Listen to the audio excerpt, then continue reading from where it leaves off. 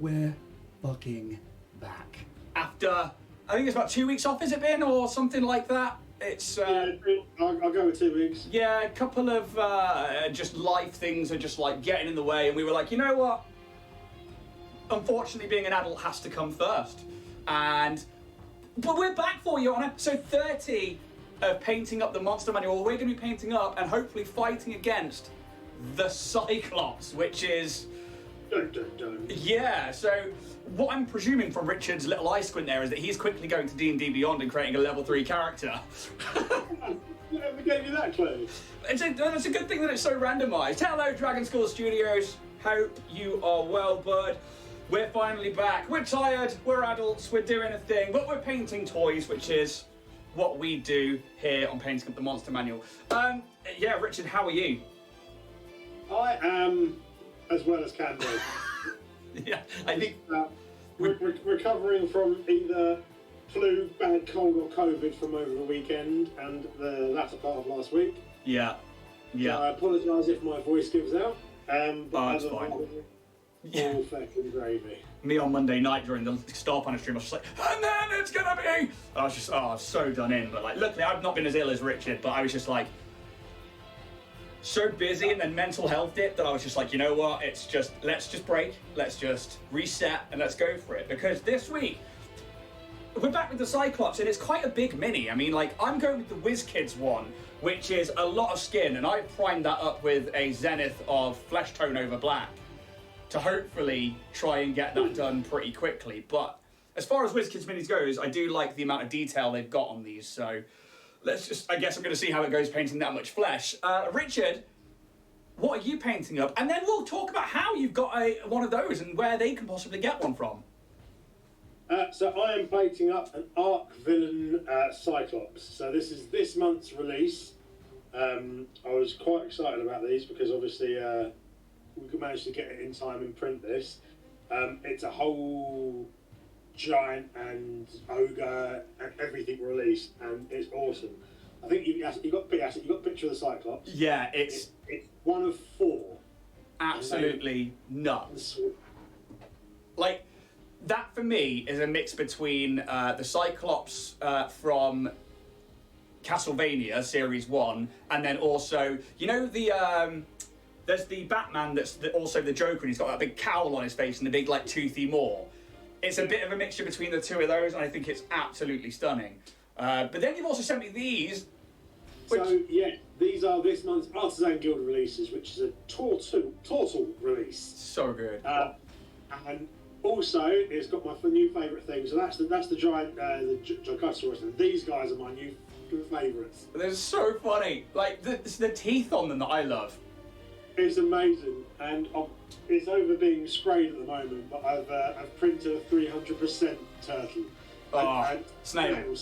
And it looks epic. It's so good. But where can people get hold of miniatures like this, Richard? Oh, you can get hold of miniatures like this from me at Warrior Prints 3D, your one-stop shop for all your 3D printing needs. You can find me on Etsy, Instagram, Facebook, over here with Dragonborn Industries, with the Band of Badgers, and anywhere there is 3D printing required. Look at that. Like he's practiced it for 30 weeks. Like, I say this like every time I'm like on stream with people, I'm like, it's been so long now, and it's like... I think what made me laugh is I need to go back and watch episode 1, because I'm not in it. No, this is the Aarakocra, and it was like when I first like, I'm going to do this, and I'm going to paint through it, and then you messaged me like, dude, let's do it together. I was like, fucking yeah, let's do it. And that's where like the whole combat idea came in, and it was right there and then, and so I'm like, because Dibs messaged me the other day when he was looking at the playlists and stuff like that, and he's like, I was starting back from episode 1, he was like, where are you? I was like, oh yeah, I wasn't in the first one. Yeah, I mean, we started on episode 2, which was the Aboleth, wasn't it?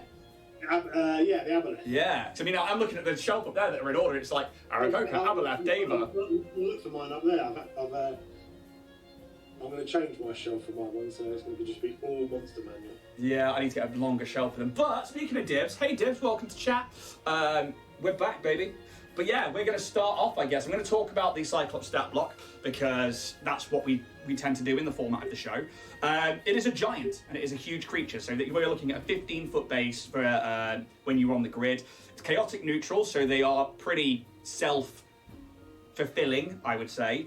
And the big three, so armor class, hit points, and damage dealing. Their armor class is 14, which is relatively low, because they're a CR6 challenge. There is a reason for this. Their other two are high. So the hit points, rules as written, is 138. 138? Yeah. Whereas if you were to roll it, it's 12d12 plus 60. There's a potential for 200 hit points there, which is pretty gnarly. So that's big.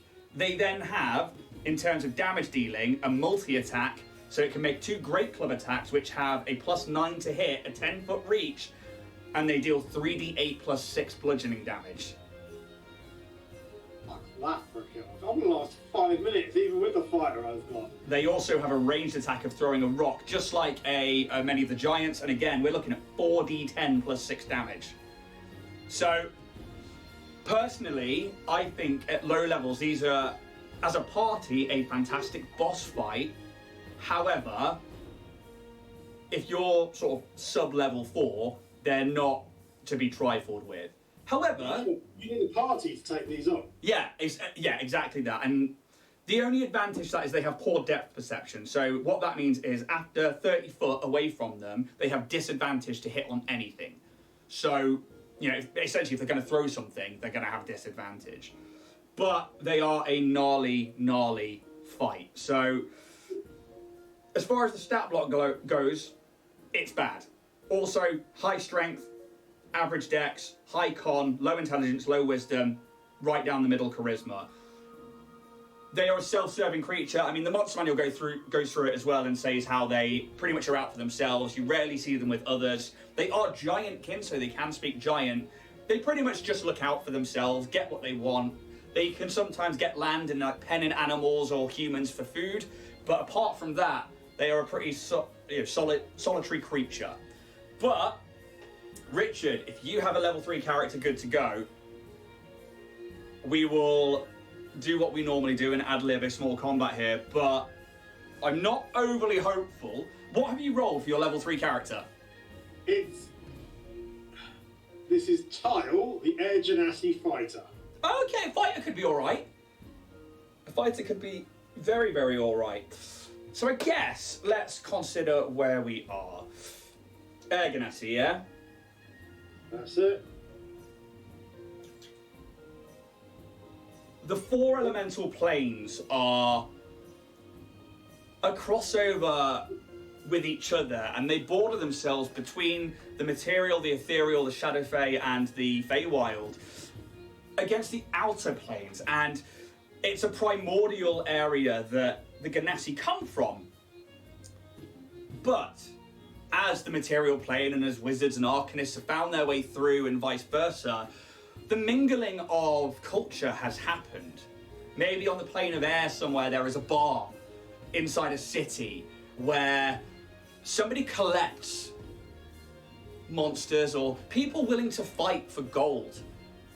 And people like to try their luck. And I'd say as a fighter wanting to get out there, maybe you've gone along to see if you can take part in a tournament. And you've made your way through several rounds, but now we're getting to like the big beasts to really like say who's the champion. And you find yourself in a large 60-foot arena, cheering Genasi of all different elements, just screaming for you. As walking out is this hulking, 20-foot tall humanoid. And at first you think it's a standard giant or an enlarged human of some kind. You crack your knuckles and, you know, get your weapons ready to go. And then you notice it only has this one eye. And it's like, "Wah!" And the crowd cheer and clap as an announcer over some amplified magic voices like, and we have our 2 competitors. We have, and what was your name again? Kyle. Kyle, the Air Ganassi fighter from Cloud Town, along with Clive, the Cyclops from the material plane. Who's gonna take home the bag of gold on this one? Well, you better place your bets now. I'd like you to roll initiative, bud. You've got 1 hour to paint this mini up and see if we can get it tabletop ready. As you watch, this huge Cyclops in a loincloth, muscles bulging, has this large rock hammer and just kind of clenches their muscles and almost does it as a show-off. And I'm going to bring up my D&D Beyond. I'm going to roll some initiative. Okay, so stat-wise, it's a 15 on the dice. However, 0 in dex, it's a 15. Yeah, I rolled a 15. Okay, I'm assuming you have a dex mod. Oh, actually, I thought I didn't. No, I rolled up the initiative, so I have an initiative 15. Oh, okay. Do you want to roll these off for it then? Roll a d20, see who gets higher. All you got to do is beat a 2. Oh my god. 12. 12, cool. Right, you'll be going first. So, Kyle, you're up, buddy. So, T to the I to the L to the E. I will run and this. How tall is this thing? It's about 20 foot tall and it's probably about 30 foot away from you at the moment. Cool. I am going to run straight at it. Easy enough to close up the distance. You tell me what you're going to do. I want to climb up it and jump and cast a spell. Okay. So, in terms of climbing up it and jumping, obviously you're moving like 30 foot towards it. You tell me how you're doing that. Or is it like just flavour? No, I want to get some height so I can cast my spell. Okay, give me an acrobatics check. So I want to be able to jump at least 5 to 10... Actually, no, I want a good 10 feet of air before I cast my spell. Okay, give me an acrobatics check. 22. 22, okay, I'm going to give them a reflex save. Sorry, a dexterity save. And we'll see if they can beat 22. No. So with a 14, you can easily, as like they go to swing this hammer, you bring up... They bring up their knee and you're able to begin ascending. So, hey, Miss Lounge, how you doing? We've just rolled initiative and we're back. Tell me what you want to do. Right, at the height of the jump, I'm going to cast Levitate. Yeah! On yourself? On myself. Ergonasu. Easily done. Is there anything else? No, because next round I'm going to belt it with fucking arrows. Okay, so you are currently pretty much, you would get up to it, its knee comes up, you make the athletics check, so you bound off it, you jump 10, 15 foot into the air so that you're pretty much about head height with it. Maybe just above, so it's still got 10 foot reach. And then you cast Levitate, ready to move. It's going to take the swing with this massive hammer. It's like, ugh! So Levitate pops me 20 feet up into the air. Instantly. Instantly. Oh, okay. Puny. And then... I will double check. Give me 2 seconds once I just apply this little bit of paint. But at the very least, it gets me to... Where is it? Second level.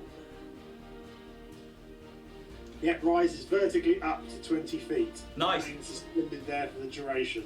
Hell yeah. So you, like, it goes to swing, like, first just for flavour and then completely misses as you go up. And then after that, you are miles high. And it's just... it looks angry and, yeah, just really upset. For paint-wise, obviously I have, like, Zenith there, but I'm going to go straight in with the eye and paint white into that first. Let that dry and then I'll do the pupil. But I'm going to go in and try and get the rock and everything else as well. I guess there's nothing to do but try and hit you with a ranged weapon. It's going to use rock. So it's going to, like... It sees that you're out of its reach. And then it reaches down and just grabs, like, a clump of earth out of the ground. And because it's, like, the 4 elemental planes, it's really dense. And they compress it in their hand and just yeet it your way. you won't be over 30 foot, so it's not going to be at disadvantage. That is a natural 1. As it just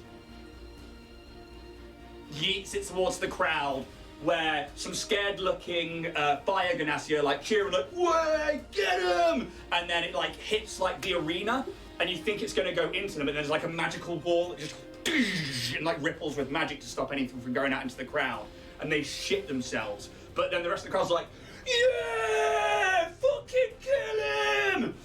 Your go. Okay, bear with me 2d6. I can't use multi-attack on that one because it's a ranged weapon, and I can't reach you with the club. Yeah, I am going to load a arrow and shoot. Do it. It's going to be pretty easy to hit. So we got natural 20 Oh shit! for a 24. Do it. Right. Okay. So that is. Remind me of the crit rules. So you get to max the damage outright, include your modifier, and then you get to roll again. In the meantime, I'm going to bring chat back up so I can see it. Right, so I'll do a D8. Hey, Vanillo, welcome back. Good to see you again. And let's see who else is here. Yeah, it's cool. You take 15 points of damage. 15 points of damage. Wowzers. Okay, so we're using the hit points rules as written. Okay, so the arrow strikes in, probably like impacts him to the shoulder. Uses his club hammer to like smash the arrow shaft so that it's like not sticking out anymore. Anything else from yourself? That'll be it. I can't move because while I'm levitated, I can't actually move.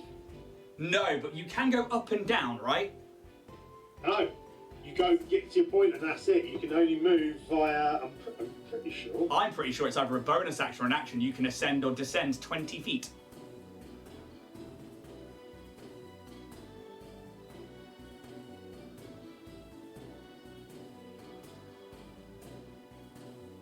Oh, you can. Oh, I can move up and down as part of my move. There you go. Ah, cool. So if you'd like to do that, feel free. No, I will not. Obviously, I don't want to be within melee range. Well, you can go up.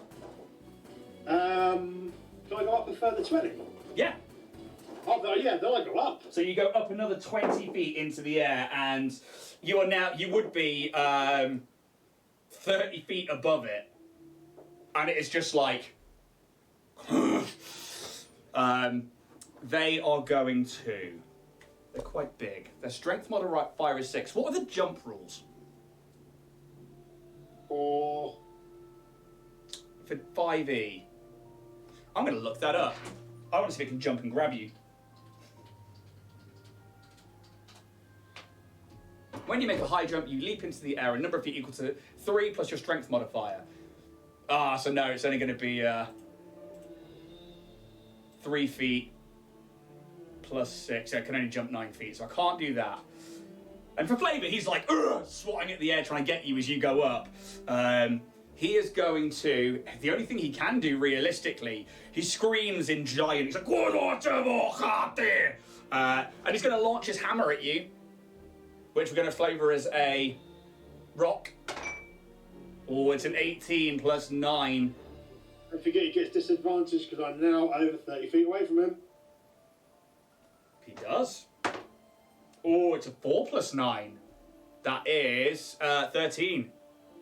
Misses. Misses. And then he's going to just basically run the 30 feet as his hammer lands back in like the earth and ground beneath you both. And then he swipes up the hammer again and then turns to, hammer away or to try and get you again. But it's your go. And you might have a real advantage here with that, that distance. I'm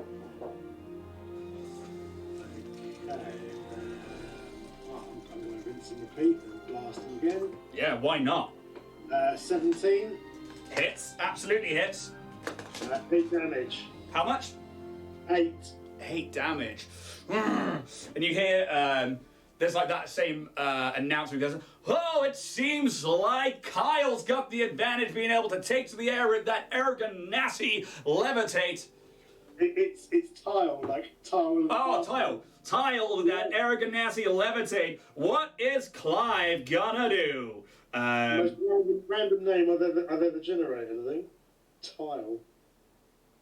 What could he do? I mean, there's not going to be much in the arena. I mean, you are quite literally just showing air support over the top of him, so he is also going to have to rinse and repeat. But he sort of like looks towards like the crowd and the announcer, and he's like, "Argh!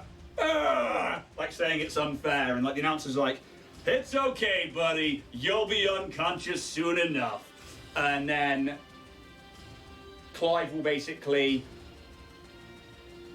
he starts doing the whole hammer throw thing where he spins around in a circle to try and get at you. Oh, yeah. Okay, with disadvantage. Oh, that one's off the table.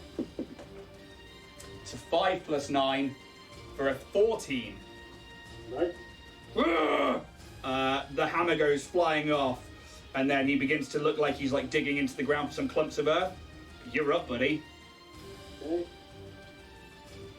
I'm going to save my other spell, because I'm an Eldritch Knight, so I'm going to save my spells for if I get dropped. But another natural 20. Oh, shit! Yeah, go for it. So that's 10. And I've got to roll it that way, because otherwise it does that. That's 18, 21 damage. Fucking hell. I was worried this was going to be over pretty quickly for you, but oh, Haemon Ishtar, happy afternoon, hope you're all doing well. We're here for some painting up the monster manual, where we are trying to get a mini tabletop ready in 1 hour. We are both painting up a Cyclops, and we're also running an impromptu combat against it at the same time. I am painting up the WizKids Cyclops that I got from my friendly local game store, and Richard is painting up the Arc Villain Game Cyclops, which is this month's release, I believe. Yep. Available through Richard at warriorprince3d.com. Sponsor of great shows like Starfinder on the Dragonborn Industries podcast. Which I must say, I loved your little spot on this week's episode. Oh, the little B game, I did love that. The ads are all Steph when it comes to the Warrior Prince 3D one. I handed them over to her, and then I let her do her thing. I have no clue what's coming each and every week, so I would like a big thank you that way then. I will make sure that Steph gets that from you. But yeah, no, it's really good fun. But if it's rinse and repeat, another arrow strikes into. So we're painting a pair of eyes together. We are indeed. But luckily, in this impromptu combat arena, our Erganassi, because Richard every week rolls up a level 3 random character, and whether the CR of the creature is a quarter, 0, 20, we roll a level 3 character and then go from there. There's only special occasions where we change that up. But he has managed to use his levitate ability as an Erganas to then fight against and get above this Cyclops as we move into the next round. And, into the Cyclops' turn, because we're in the next round. It can do nothing else but run and try and yeet another handful of clumped together mud at you for another nat 1. Oh, dude. He trips and falls prone. Okay. That means I have disadvantage against him. Yeah, fair enough. He falls prone. And then he stops trying to get up. When they're prone, you've got disadvantage, haven't you? Yes, you do. Oh well. Never mind. Flare's got to work both ways. Right, so crossbow. 17 to hit. Oh my god, yeah. With an armor class of 14, that is gonna fucking nail him. Okay. Right, that one. 5. 5 points of damage, yeah? Yeah. So this Cyclops, bless him, has made it through the tournaments and has made it all the way to this point, and now you're making him look like a chump. he's been peppered with arrows. He falls over, and then he's like, ah, it's not fair. He's going to spend half of his movement to get up. He's going to run 15 feet. He's then going to have to run another 15 feet to get to his hammer. He picks it up. That's his go over. We're back to you. Come down here and fight like a man. I shit you not, another nat 20. Maybe you roll physical dice, buddy. I think it's going to have to come to that. So 10. There's the balance. A 10 and a 1 for the damage, so that's 13 damage total. Hey! Did you like scrape it across and it hits him in the face, and it nearly gets his eye. It's like, hey, I've only got one of those. And then we'll proceed to yeet the hammer at you once more. So, Amon Ishtar. Today I will play Mercy Monk after a few weeks of delays because of different reasons. Awesome! The odds are really high that Dr. Ashcole will punch an undead this week. We are in Ravenloft. I fucking love Ravenloft. That's awesome. Ravenloft. Next week I owls my Hexblade Warlock again. Nice. Yeah, so he's going to yeet it at you. Come on, you are over 30 feet, so it's a disadvantage. It's not good. Fuck's sake, that was a waste of a crit. That's a 14 to hit again. No. Yeah. Go down here! What are you, chicken? 7. He can't win them all. As he just takes a tiny little step back to avoid that one. Anything else from yourself? No, that's it. I don't want to move much further because then I'll start to have issues for myself. Right. I will keep where I am for now. He just needs to get you down. That's all he needs to do. So, just for paint-wise with what I'm doing, I will finish getting this on and I'll show everybody where we're up to. So I'm hoping that it shouldn't take too long to actually paint this mini up. So, just need... I'm taking some Agros Dunes, which is a contrast paint from Citadel. And although I'm trying not to use speed paints anymore or contrast paints too much because I don't get on with them that well, or I've just not learned how to use them properly, it is going to do for the fact that I've used a skin tone zenith to make brown and tan colours over the flesh there. So that's where I'm getting to. How about you, Richard? I have gone over and I did a zenith, but then I went a little bit harder on the ink, the white ink and some of the flesh places, and I'm using Gulliman's flesh contrast. Nice.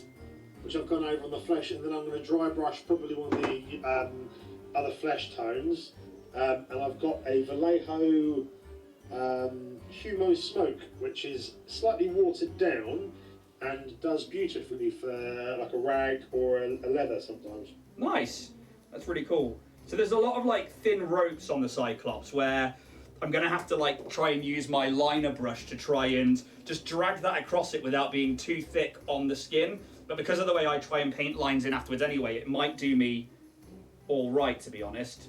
And it's thick enough detail on the WizKids one that I might be able to dry brush just the rope itself. But we will see. The challenge on this one is going to be going over because there's a lot of chains on it. Yes, yours is a lot more detailed than mine. A lot of mine is just flesh tones from WizKids. But we are doing all right. So, yeah, rinse and repeat, I guess. He takes the hammer. He's like, I'll get you! Here we go. Fuck's sake. Oh, no, that is better. It's a 7, that's a 12. So 7 plus 9 for a 16. Nope. Ah! How close is that? Don't tell me the actual AC, because I don't want to know. That is particularly close. Okay, cool. So it swoops past you, so it then hits the barrier of the wall of the arena and this magical and the crowd, whoa! As it nearly clips you, and you're like, you guys are now putting on a show almost. And I felt the breeze of that one. yeah, and then he just begins to run. I centered on his hammer to go and get it again. Skids across the floor, gets it, and looks like he's rearing round for another throw. It is your go. Crossbow. I need to take pictures of these. That's another natural 20. Fucking hell! Do it! Yeah, fuck's sakes. Yeah, don't say fuck's sakes! Fucking the dice gods giveth and the dice gods taketh away. And today the dice gods are in your favour. It's the takeaway part I'm worried about. No, fuck it! 14 damage. Hell yeah! You are just showing superiority. It's this thing, like you're now hitting it in the legs and it's going down to one knee and stuff, and it's just like, ugh, and it's getting really, really angry. Ermon Ishtar, I read many myths and the Cyclops were scary to deal with for Ode. What's the Greek? I can't say the word. Odysseus. Odysseus. Yeah, that's the word. I struggled to read that one. Divs, hang on. What happened to the army painter speed paint from the army painter? Well, because I kept trying to use too many of them at once, I'm just going back to what I know, and I'm just trying to use as much layer paint as possible. And I think Richard was doing something similar. And Amon says, my monk with a 50-foot movement range could be particularly frustrating to deal with at level 4. Yeah, and that's actually the point.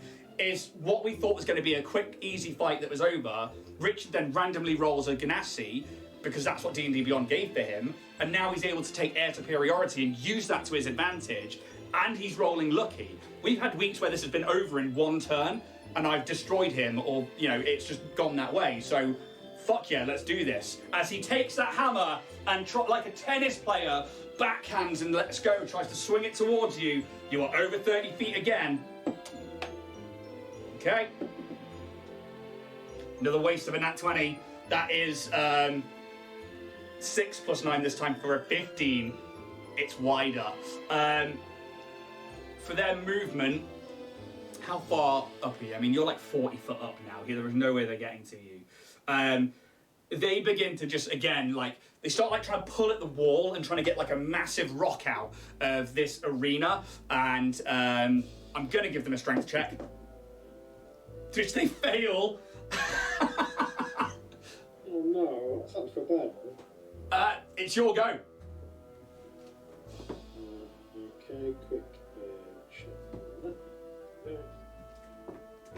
Right. Right, that is an 18 to hit. Yeah. And another 8 points of damage. Oh my god. Oh! Arrows hurt feelings too. This is really demeaning now. Anything else from yourself? No, I'm afraid. Oh man, Dibs, Amon, funny that Dr. Akul ended up like a crow version of Batman without intending to be it. I'm assuming that's meant to say Batman. And Dibs, haha, I know what you mean. With rewatching these from the beginning, I've realised that they aren't exactly a fave of you guys. I've a few Citadel paints contrast, but I only use them as a wash or shade. Yeah, and it was great to really try and get into them, but I think they're really good for painting whole armies, not for painting individual minis. And especially for my paint style, I much prefer to layer up in like colours of 3, which I don't really have time for in a 1 hour paint show, especially when we've got 36 minutes left. But I'm certainly going to try. I'm going to try and get the stonework done now. Anything else from yourself? No, that's it. Awesome. So I guess we've got nothing else to do. But I'm trying to think if there's anything you could do. I mean, you're quite far away from the edges as well, so you're positioned really well. I guess. Do they have anything else on them? No, they really don't. Yeah, it's gonna have to be rinse and repeat. He's gonna try and get one of them big rocks out again for flavour. Fucking hell, another nat 1. Yeah, he picks it up, disadvantage. I shit you not, the last attack I rolled was a 6 and a nat 20. I then went nat 1 on the strength check. I did another nat 1 on the strength check, rolled another 6 and another 20. fuck's sake. 15. He launches it, and it's almost lackluster. It's just like he's doing it for the show now, and he's like, just get it over with. You'll go.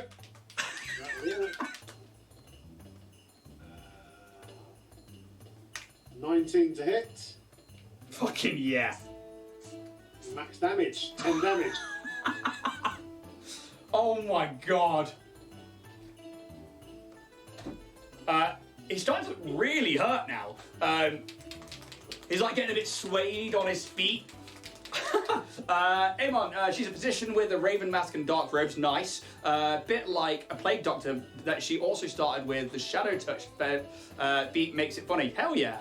The nat 20s are free flowing today from Dragon School. Yeah, they fucking are. Luck is distributed with a sad eye. Hey, the dice gods give and the dice gods take away, and I fucking love dice rolls telling a story. I'm going to take some black and a bit of grey to create a dark stone effect. I'm going to add a little bit of brown into it, and then I'm going to use probably some metallics or a colour shifter over the rock of the hammer to give it like a gemstone maybe. As the Cyclops runs and picks up their hammer, and they just like get to underneath you, and they basically are just going to yeet it upwards in a desperate attempt to get underneath you, and I hope that that is somewhat better. But their depth perception is awful, and that disadvantage, oh, it's better. The first one was an 8 plus 9, which makes that 16. No, 17, sorry. That makes it a 17. One off. Ah! Are you an 18? And again, whoosh, whoosh, whoosh. However, I'm going to give them a dexterity saving throw as they're underneath their own hammer. Oh, they passed that fucker. They catch it, and then they look like they're going to rear up and try that again as it's the closest they've got. Sure, go, buddy. Okay. This poor bastard. 8 that time. 8? Oh! Maybe like you fire as he launches up and the hammer knocks the arrow to one side. I like it. Okay. He catches.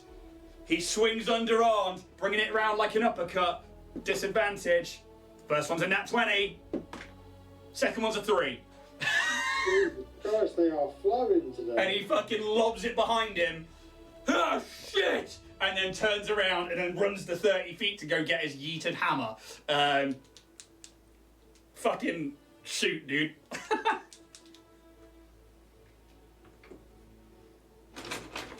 15.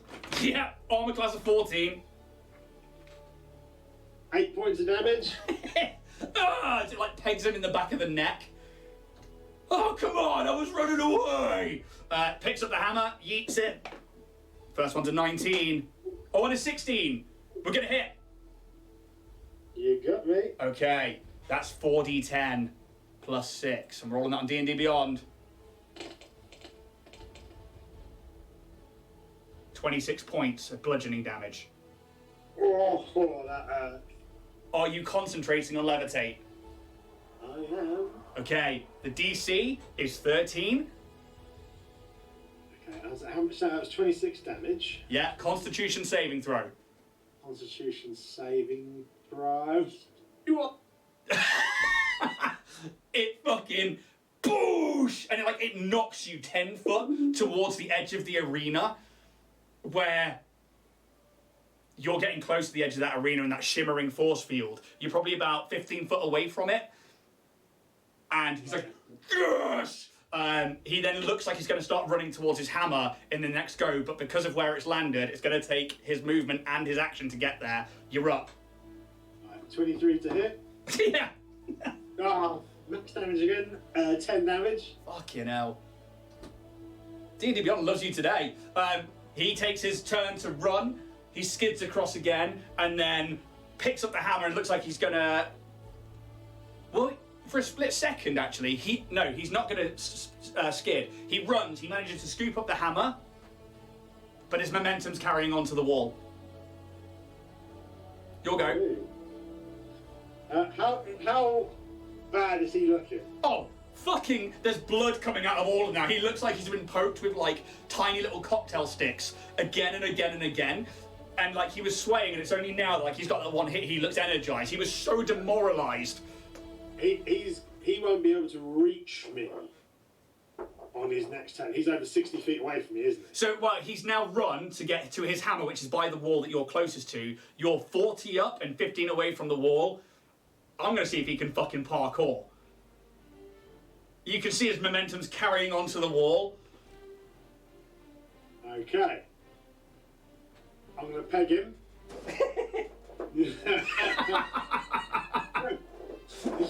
Richard. At 17. Yeah. 8 damage. Yeah. Are you going up? And I'm going up. Yeah, so you're now like 60 foot up. He doesn't notice that as he's so focused on going in. The arrow shunk into his other like shoulder, and he's like, ugh! He's gonna make an athletics check to basically fucking bound up the wall and then go to where he thinks you were. And with a nat 1, he slams into the fucking wall. He rooted 60 foot in the last round. He's quite a big creature. I'm gonna give him some fucking bludgeoning damage. Fuck's sake.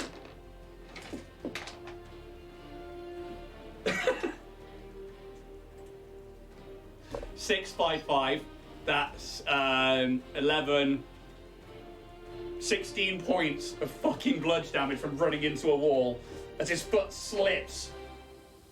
Fucking hell. And it's like you watch as his face hits the wall right on the corner. His nose breaks and the eye smashes into the actual corner. He stumbles back, drops his hammer, clutches his face, like, ah! Ah! He looks fucked up, dazed, confused. Right, okay. I'm going to shoot. Do it. For an 18. Yeah, hits. 10 damage. Then I'm going to, is it second wind? No, what's the action surge? Okay. I'm going to action surge, shoot him again. This time, does a 15 hit him? Yes. You would have advantage on the shot because he went down with the first one. However, he is prone because he goes down, and you watch. The first one hits, and he goes, falls back unconscious, and you see these like medical clerics running in to go and save him. You put the second one into him, roll damage, and he'll take a death save. 7 damage. Yeah, he automatically fails a death save. It's his go before the clerics can get there. We'll roll a death save. Fails. It's your go. Everyone's like, whoa! And we have a winner here in the stadium! But if you want to fucking pop him one. Disadvantage, so I rolled a dirty 20 and then rolled a 15. 15 hits. And 4 points of damage. And then you just hear the audience go, oh, shunk! It's like, and I guess he's not coming back for the third place spot. Tile wins! And the crowd, in this like moment of stunned silence, where they thought you were just gonna like let him be like healed and allowed to like live, you just fucking slay him, and the crowd's like, woo! And we're out of initiative. Fucking hell. Awesome. I have never, I think, seen so many nat 20s in a fight. That was nuts. And like the fact that like all of mine were like at disadvantage because of that air ganasty levitation. I take back what I said at the start about thinking this was going to be over as soon as a CL6 versus a level 3. Div says paint check, please. I'm just waiting for the Admiral Stunes to finish up. And then I'm going to go in, do the eye, do that hammer. But I got distracted by having too much fun. How are you doing? Oh, Richard. Alright, and just trying to do details. Getting some teeth. I've just put a bit of grey in the eye and realised I should probably put a bit of a wash in there. Actually, he's got a helmet on, so I've got a bit of shading, so I've got to wait for that to dry now. And I'm trying to get some of the decomposing bodies base coated around it. Nice. How's everyone doing out there? So has everybody else had to face a Cyclops before? Have you done anything with a Cyclops? Richard, have you done anything with a Cyclops? I haven't actually used a Cyclops. I've used Ettins, Ogres and Giants, but never a Cyclops. So I really want to do the Castlevania thing where they've got like that petrification gaze and make them a Gorgon. Ooh, that'd be quite fun. Yeah, I think that would be really, really fun to go with. So I want to try that. I've not actually used one in a campaign before,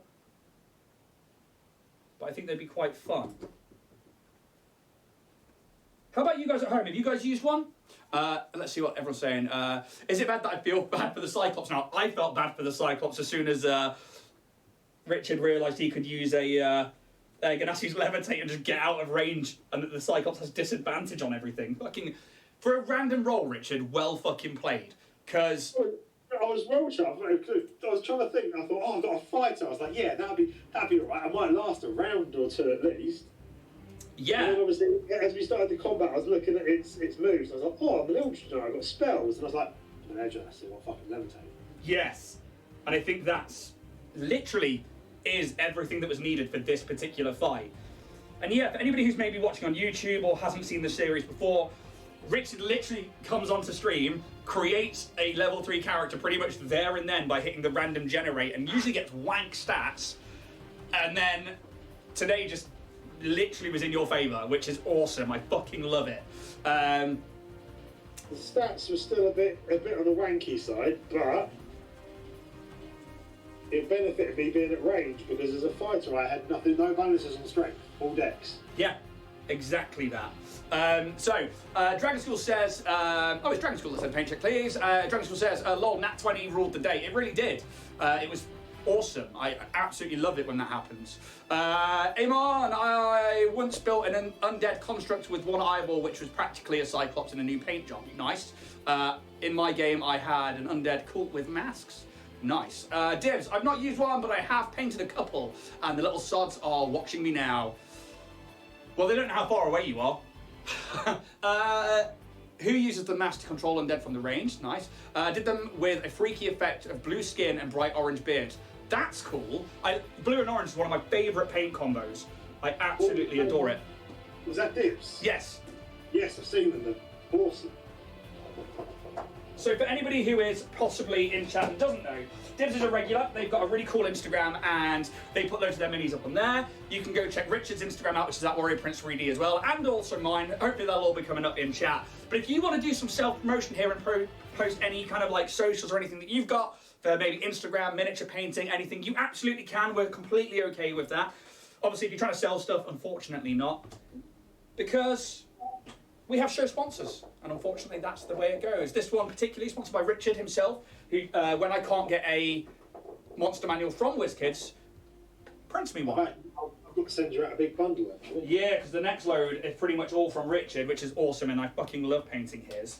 And then, on a Monday night, he also sponsors our Starfinder stream, where you can use code... I want to speak to you actually about Starfinder stream, because I might be pairing up with a giveaway, so when you have a boss or a big thing next, I will print one for you to give away.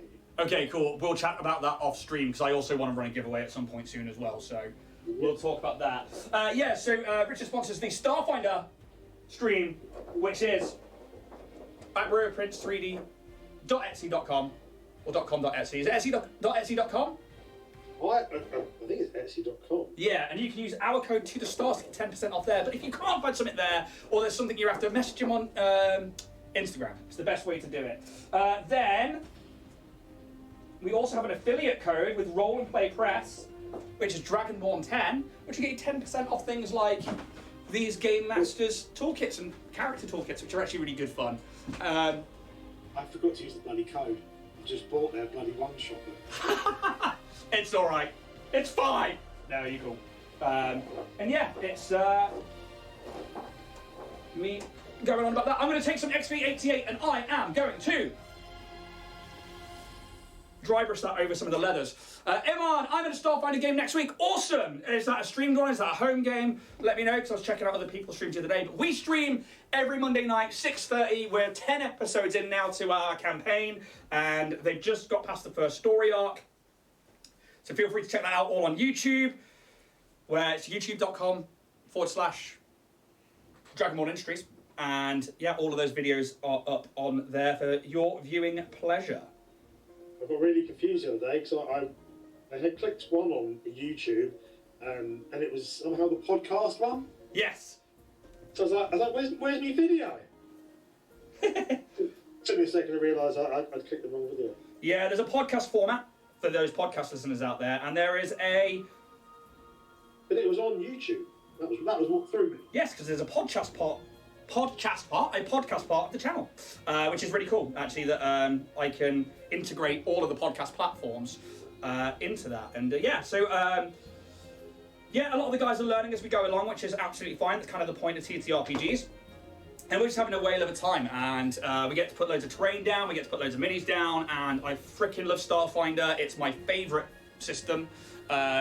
Yeah, so are you quite used to Starfinder? Have you been playing it a while? Is it your first time round? Grey Matter is an android nanocyte who is a front medic. Funny, the medic bay of our ship is a horror place. We play private. We have a biohacker Ratman, yeah, Yosoki, a flying brain, yeah, Complater, I think they're called, brain time mage, and a 6 feet tall marionette-inspired android. That's fucking awesome. I might steal that marionette android style thing. That's very, very cool. So our crew is a sub-race of Yosoki that I created for somebody who wants to play a space business hamster. We've got a Decimar Instar, which is a silkworm, basically. Then we've got a Drow nanocyte, who's gone on the medic side of things with their ability to heal. And we have a Demai operative. But have they got a Dave Dibs? Correct. We have a Dave, which is a Dynatech automated vacuuming employ, which is basically a toilet that takes people's stuff and protein recycles it into matter that can be eaten. And they are one of the best, cutest little droids. And that's actually it right there. That's their Dave, their little spaceship cleaner. Wow. My Dave is a lot more different than that. Well, It was a funny thing. So I put in 2 characters in my very first campaign that were basically going to be little bit characters that, spur of the moment, and they've now become such deep, in-depth characters. Yeah. It's unbelievable. It was basically a barman and his 6'3" brick house of a female bodyguard. Yep. And she was called Dave. Yep. The barman was called Arden, and he was my typical Irish, or Eilish, as it is in my world, barman. Nice. And he was beloved of all. He strung up the party mage for coming in and mouthing off in the main guild's bar, and he got strung up naked and tattooed in the mage district. Yeah. And he slowly developed over the course of the time because they kept on going back to him, and then they both developed. And now I've come up with a really sort of intricate plot for Dave. Nice. She's actually a changeling. Nice. Changelings are cool. All sorts of bits and pieces, so it's quite cool. So obviously, like our Dave and Steve, I tend to avoid standard names, but actually because Dave and Steve from Band of Badgers, who Richard and I stream with, I'm doing Dragonlance and Midnight Tower with Band of Badgers, along with some paint streams, and Richard does the Abomination Vaults from It's awesome. Yeah, and which is actually like getting like promoted by Paizo themselves, who wrote it, which is awesome, and also does some painting streams with them. And Dave and Steve run that channel, so I wanted to give them a little homage. And Dave, I knew that I would create this little droid that had this most pointless job, which wasn't to like imitate Dave, but I knew that they would fall in love with him, and I knew that they would like be like, right, this whole campaign is about protecting this tiny little droid. So that's where that came in. And then the next AI that I knew they were going to meet, it was like, Steve. That's what it's going to be, because I could anagram those names into things. And I wanted to pay homage to 2 guys who have given us a massive helping hand with our communities and with our streaming. And yeah, hopefully Dave hasn't just taken it as he turned me into a fucking toilet. Gotta be done. Yeah, that's all right. We have good bounce. I think we're back with Dragonlance towards the end of February, and I think on the 17th we've got a studio tour here with Bandit Badgers for their game room tours. So we got. That's one I won't be able to do. How come?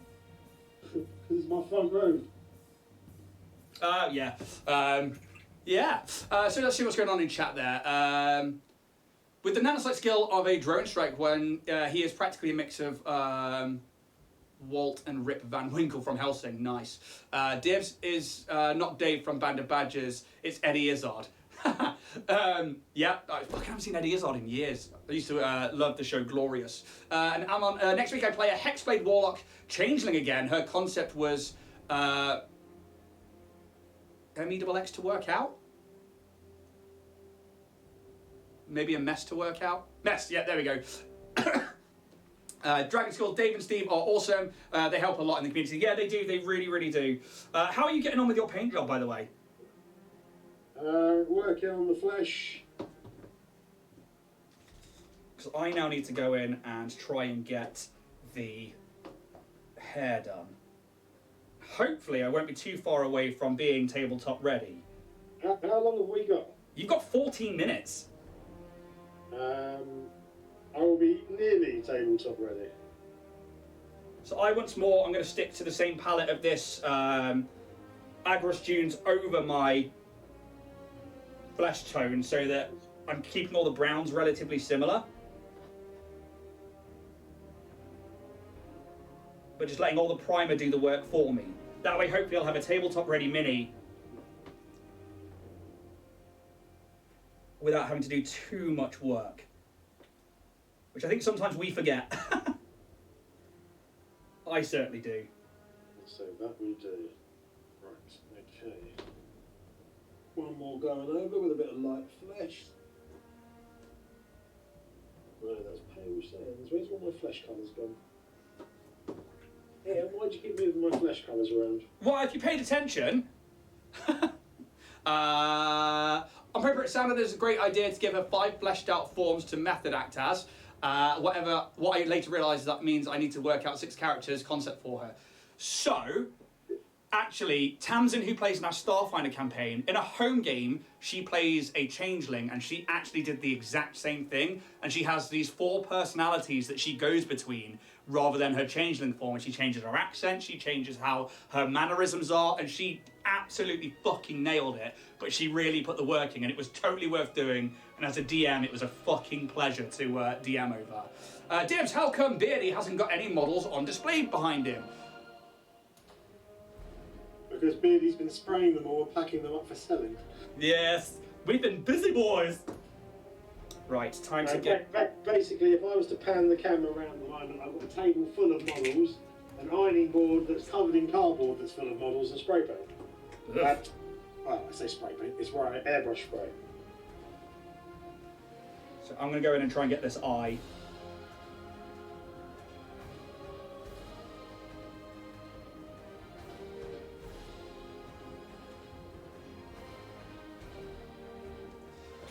I'm going quite wide to begin with, and then I'm going to come in and paint back the lines that I want to keep. Are you going to give it a baby blue?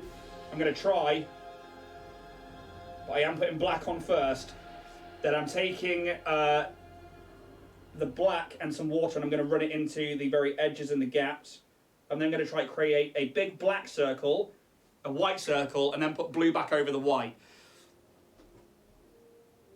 But with a very short amount of time, I don't know how much of that I'm going to actually get done. I do need some... Alexa, stop. I don't know how she was, how she heard herself. Alexa, play Halo by Soil. You bastard. Alexa, stop. Alexa, never listen to Richard again. I shouldn't get it. This could be fun knowing that that's in there. Oh man, have you got an Xbox? Xbox on? No, PS5. Oh, damn it! Dragon School, sell, yeah.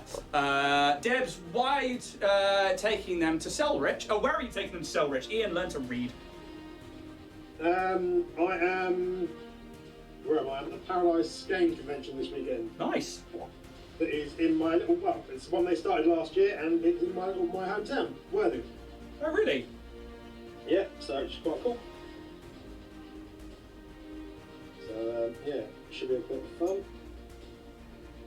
Ground Effect is going to be there. Oh, really? Should be a good one. Be nice to see him. I've not popped over to the shop for a while. Which I need to, because I need to stock up on some bits. Yeah, that'd be very cool. Right, it's time to get some white in on the centre of that eye, and then we can use some baby blue.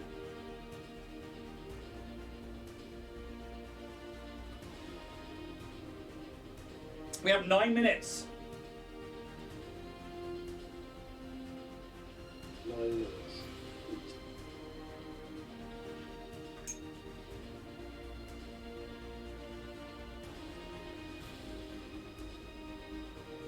This is one I'm definitely going to go back and finish. Oh, I'm absolutely not going to do that. So this is the point in the show where you guys can hear us starting to concentrate. Because do you think you'll be tabletop ready by the end of the next 9 minutes? No. No? There's too much detail.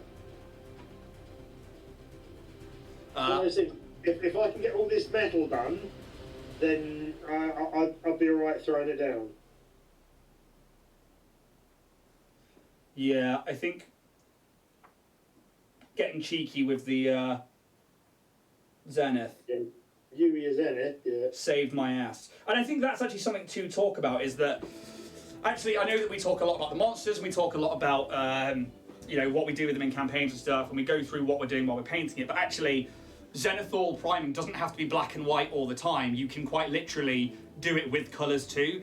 So a lot of the sci-fi stuff I find, you can go wild with like pinks and greens and stuff like that.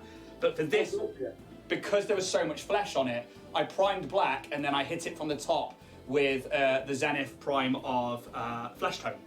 And then I've done nothing else to the skin so far, and I'm about to dry brush it with something and hope that finishes the job for me.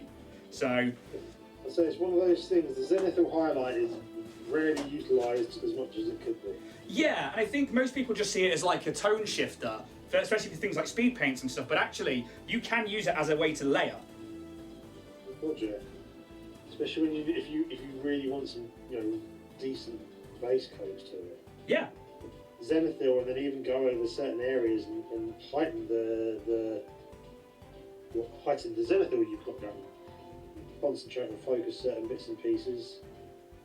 Yeah, exactly that, and that's what I'm doing now, is I'm taking a dry brush to the higher areas of the flesh, just to really bring those bits out, because I really want them to stand out, and that's kind of the whole point of trying to paint a mini in an hour, to try and get it to that tabletop ready standard without having to put too much time or effort into it, so that you can get to a session and realise that mid-morning before your afternoon play, you've got to get something ready.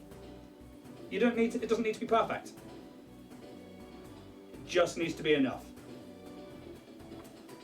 Tell you what though, if I was airbrushing this one, it'd be one of those ones that'd be I'd either do it two ways. I'd either go straight in with the flesh, or airbrush it and do all the metals first, and then go around and paint and black in areas for the flesh and go manually sort of with Zenithal in. Yeah. Because of all the small bits of metal on it, it's definitely be a tough call.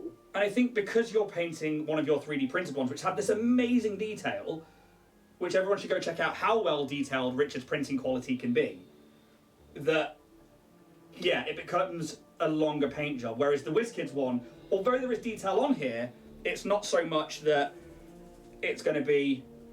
Not a heavy details. Yeah, it's mostly flesh, and to be honest, a dry brush will absolutely do for this.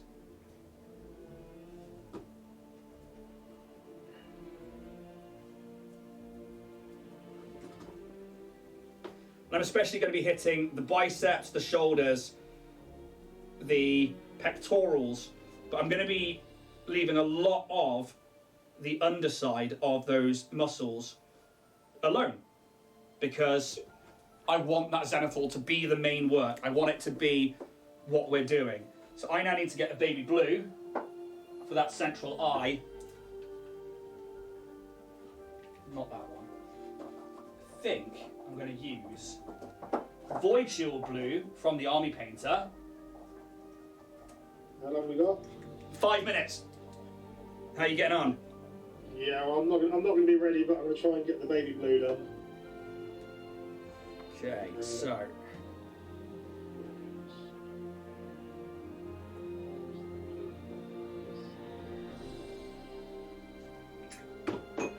Got electric blue. that's what I tried first. And then I was like, no, not that one. And then I went to Void Shield.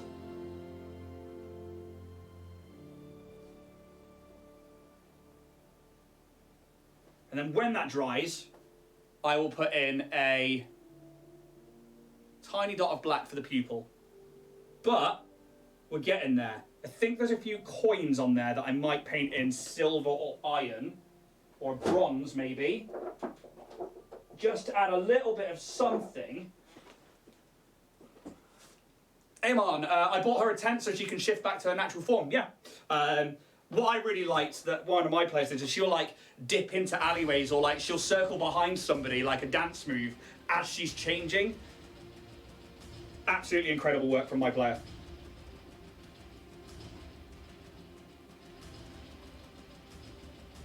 And I think what I also like about this particular mini, and the way that I painted the skin, is it kind of leaves it looking grimy and dirty, which for a Cyclops living outside or in the wilderness. I was going to say, that's what I've gone for the dirt and grime, and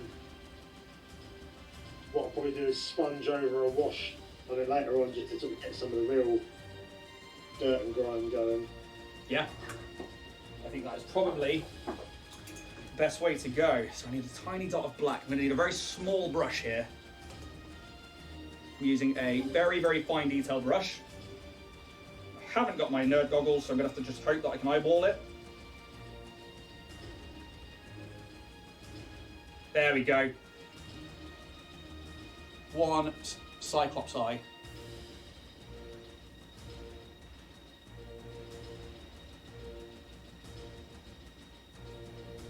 Oh, that one's huge as well. It's awesome. Yeah. So, is there anything else? Oh, you know, I can get the fingernails. Because they're quite big.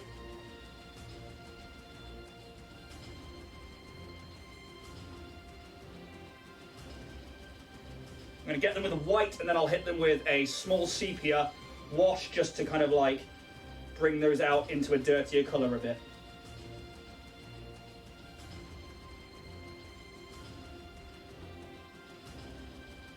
And that'll give us a nice little accent on those hands to really show up.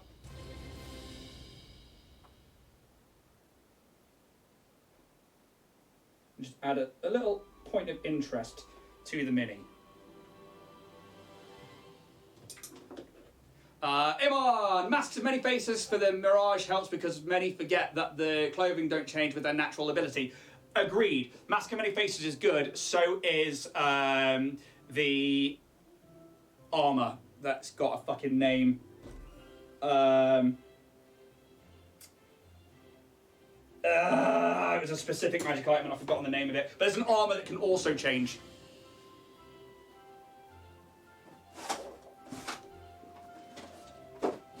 Have I got time to grab a colour shifter?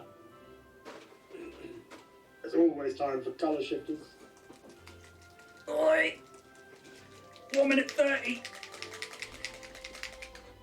1 minute 30. 1 minute 30. 1 minute 30. Glamour studded leather. That's it. Glamour armour. Glamour weave.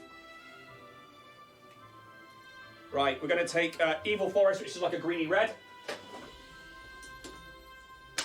I'm going to put a thin layer of that over the rock. So just give it some crystallization and some metals.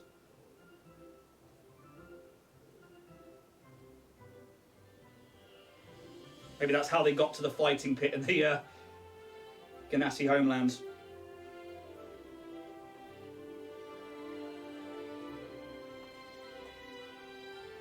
I'm tabletop ready. You've got 40 seconds. I think I'm tabletop ready. Nicely done. Oh, I found the idea interesting that it changes by commands to anything she wishes it to be. Yeah, that's actually, it goes hand in hand with that changeling ability, and I think it's great. I'm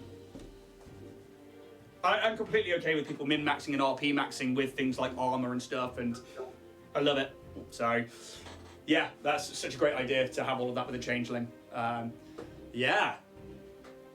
9, 8, 7, 6, 5, 4, 3, 2, 1. Ping ping. 3. Your 1 hour is up. Richard from Warrior Prince 3D. 1 hour, 1 mini. Were you able to get tabletop ready? No. No? Let's see what you got to. I've got a fair amount done. Dude, that flesh is looking good though. Let's get something behind it to focus in. So have you got your second camera yet? I've still not got it set up. There. That's awesome. I love that eye in that cowl. It properly stands out, doesn't it? Yeah. That's amazing. Those little hands and stuff. So mine, I'm going to just bring that up there so I can see what I'm actually doing. We have the Cyclops, which is quite obviously a big mini from WizKids. We've got that colour shifter on there. I'm trying to get decent light on it actually. Let's see if I can get a bit better with that, because it's probably going to wash me out. But let's find out. So we've got that colour shifter on there for the hammer, which will add a green tone to it. We've then used the Zenithal on the actual skin. I wasn't able to go in and sepia the hands because they're still a bit wet on the fingernails, but still happy to throw that down. And that eye, we've managed to get, let's see if I can get that a bit closer. Nice big old pupil in there, the teeth. The hair is the same brown as the rest of the leathers, but I'm pretty happy with how that's gone. For an hour paint job on a big mini, I'm okay with that. Mask Mini Faces, we've done that one. Glamour 2. I looked up more items for her to help her changing entertainer stuff. Yeah. Dibs, Richard, add that Cyclops to my list, please. And let me know what else is on my list, please. And Avon, Mirage managed to scare the living hell out of a pig farmer, funny with the vampire countess persona without intending to do so. That's what changelings are for, that they get such bonuses to that. But that is episode 30 of Painting Up the Monster Manual done. Please go check out Warrior Prince 3D. Please go use that code 2thestars if you're on their Etsy, or message Richard personally on Instagram to try and get a decent deal on a bundle and all of the new stuff that's come out this month. We should be back next week with, as he opens his phone to look at it, the Dark Mantle. What? A Dark Mantle is essentially a creature that it looks like a cloak or a mantle, and they basically like wrap around your head, and that's what they do. They like hang out in caves and stuff, and you can use them as like drop downs on parties. They're actually quite fun. I used them, one of them, in my first ever session as a DM for session 1 standard tavern meet. Yeah, so that was pretty fun. But guys, thank you so much. If you like what you see, sub up on YouTube, hit the follow button on Twitch, sub up on Twitch with Amazon Prime if you've got it. There's the dono button if you so want to. Guys on YouTube who are watching the past, I'll try and get a description up with links to Richard Page as always, and may the dice gods be ever in your favour. Until next week, guys.